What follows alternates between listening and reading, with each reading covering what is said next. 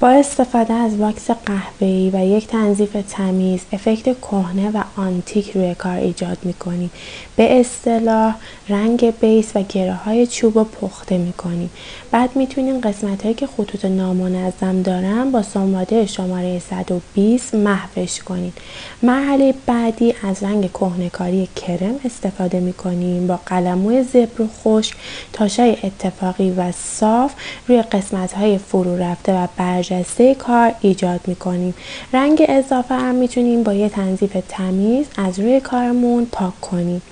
بعد از کهنه‌کاری با سنباده شماره 180 کل بیسمون رو سنباده می‌کشیم و در آخر هم می‌تونیم با استنسیل و حجم رنگ کم به صورت ضربه‌ای یک طرح زیبا روی کارمون ایجاد کنیم و بعد با سنباده نرم طرح روی کارم کهنه‌کاری می‌کنیم.